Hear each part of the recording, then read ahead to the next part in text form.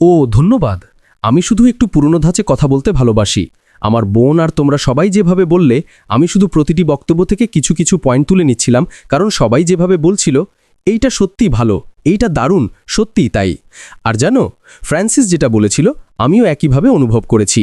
আমাদের আলোচনায় সবাই কৌশলগত পরিকল্পনা, এমনকি কৌশলগত ভর্তি ও কৌশলগত অনবোর্ডিং, এগুলো সবই ভিক্টোরি উইথ অ্যাশ সম্পর্কিত। আমি হয়তো লিখেছিলাম সম্ভবত ও নিউজা 18 বা 19 নম্বর পর্বে যে আমরা যা কিছু করছি সবই একটি কৌশলের অংশ। কোম্পানি তো এমন নয় যে হঠাৎ করে দরজা খুলে সবাইকে ঢুকতে দেবে। না, প্রথমে তাদের প্রয়োজন একটি স্থিতিশীল ভিত্তি গঠন করা, তারপর সেটি ধীরে ধীরে বিস্তার করা। তুমি নতুন কোনো সিস্টেম তৈরি করে একবারে 1 মিলিয়ন বা 1 বিলিয়ন মানুষ ঢুকিয়ে দিতে পারো না। এভাবে কাজ করে না। তুমি প্রথমে মানুষকে ধীরে ধীরে আনবে, তারপর সেটি স্কেল করবে। ওয়াও, এটা সত্যিই অসাধারণ। এবার সেটাকে ভারসাম্যে আনো, তারপর আবার এগিয়ে যাও। ঠিক এটিই অ্যাশ মুফারে করছেন। এখন যখন আমি আজকের বিষয়টি দেখি, 1 step 1 member 1 victory at a time, আমি বলি এটি একটি প্রতীকী উক্তি। যদি আমরা দেখি 1 স্টেপ মানে হলো অগ্রগতি ও স্থিরতা, 1 মেম্বার মানে হলো ঐক্য এবং সম্মিলিত শক্তি। তাই আমি যখন ভাবছিলাম, বললাম ওয়াও, এর অর্থ গভীর। ঐক্য এবং সম্মিলিত শক্তি আসলে সেই জিনিস যা অ্যাশ মুফারে আমাদের সবার কাছ থেকে আশা করেন। তিনি চান আমরা একটি চক্রের মধ্যে থাকি, যেখানে আমরা একে অপরকে সাহায্য করতে পারবো, যেভাবে আগে কখনো করা হয়নি। তারপর যদি আমরা দেখি 1 ভিক্টরি অ্যাট এ টাইম, এর অর্থ হলো তিনি ধৈর্যের সঙ্গে সফলতার দিকে মনোযোগ দিচ্ছেন, ধৈর্য ধরে ধীরে ধীরে এগোনো, যেটা আমাদের শেষ পর্যন্ত বৃহৎ সফলতা, the big ball, the beautiful ড্রিমের দিকে নিয়ে যায়।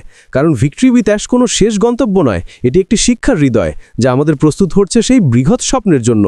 আমরা কৌশলগতভাবে এগিয়ে যাচ্ছি, যাতে একসময় অ্যাশ আমাদের সম্পূর্ণ শিক্ষার ক্ষেত্রটি খুলে দিতে পারেন, যেখানে আমরা শিখব এবং আরও শিখব।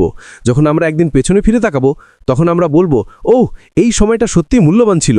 অ্যাশ আমাদের জন্য এত বড় বিনিয়োগ করছেন শুধু খেলার জন্য নয়, বরং শিক্ষার জন্য। তিনি যে অর্থ ব্যয় করছেন তা আমাদের ব্যবসায়িক মনোভাব তৈরি করার জন্য, যাতে যখন আমরা এগোবো, এই শিক্ষা আমাদের জীবনের ভেতরে এবং বাইরে উভয় ক্ষেত্রেই কাজে লাগাতে পারি।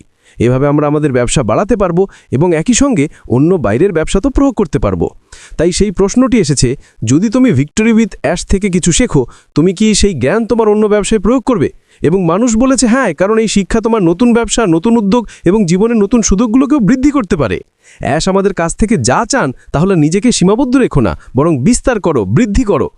এখন আমরা মূল্য নিয়ে কথা বলি, সেই লিঙ্ক নিয়ে যা আমাদের সবাইকে যুক্ত করেছে। এটি একটি সোনালী সুযোগ, কিন্তু কি হচ্ছে, কিছু মানুষ সেটি অনলাইনে প্রকাশ করছে এবং তুমি এই মুহূর্তে সেটি অনলাইনে ছড়িয়ে দিলে সেই লিঙ্কের মূল্য নষ্ট হয়ে যায়। অ্যাশ আমাদের একটি সোনার সুযোগ দিয়েছেন, কিন্তু অনেকেই সেটি মাটিতে ফেলছে। যেমন বলা হয়, মুক্তা কখনো শুকুরের সমানে ফেলো না, কারণ সে সেটি কাদায় মিশিয়ে ফেলবে। আমি কখনো অনলাইনে পোস্ট করা কোনো লিঙ্কে যোগ দেব না, কারণ অ্যাশ একটি চক্র তৈরি করছেন, যেখানে তুমি প্রথমে সেই মানুষটিকে জানতে হবে যে তোমাকে আমন্ত্রণ জানাচ্ছে। তুমি কেন এমন একজনের লিঙ্ক অনুসরণ করবে যাকে তুমি চেনো না? অ্যাশ বলেছেন, তুমি কি এমন লোকদের সঙ্গে থাকতে চাও যাতে তুমি দেখতে পারো না, গন্ধ পেতে পারো না, যাদের সঙ্গে একসাথে খেতে বা ভ্রমণ করতে পারো না?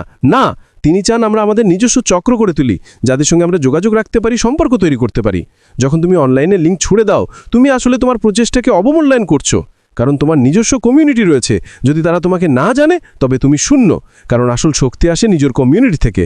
যখন তোমার চারপাশের মানুষ তোমাকে চেনে, ভালোবাসে, তখন তুমি ধীরে ধীরে বাইরে প্রসারিত হতে পারো। কিন্তু যখন তুমি লিঙ্ক ছুড়ে দাও, তুমি আসলে নিজের মূল জায়গাতেই মূল্যহীন হয়ে যাচ্ছ। এটাই অ্যাশ দেওয়া প্রকৃত মূল্য। 1 স্টেপ 1 মেম্বার 1 ভিক্টরি। তিনি চান আমরা সবাই এইভাবে একে অপরকে যুক্ত করে শক্তিশালী এবং সংগঠিত হই। তিনি তার নিজের কমিউনিটি, সম্প্রদায় থেকে এটি শুরু করেছেন, যাদের তিনি জানেন, যাদের তিনি ভালোবাসেন। তিনি বলেছিলেন, আমি যদি তোমাদের জায়গায় হতাম, আমি এখনই আমার পরিবারের সদস্যদের আনতাম না। আমি চাই তোমরা বাইরে গিয়ে সেই যোগ্য মানুষদের খুঁজে আনো, এবং এমন অনেক যোগ্য মানুষ রয়েছে যারা কিছু খুঁজছে, অর্থপূর্ণ কিছু খুঁজছে, কিন্তু যারা এটিকে সোশ্যাল মিডিয়ায় ছুড়ে দিচ্ছে, তারা আসলে অ্যাশ মুফায়ের কষ্ট পরিশ্রমকে অবমূল্যায়ন করছে। তাই আমি এখানেই শেষ করছি। ধন্যবাদ Peter Rogers. Subscribe our channel.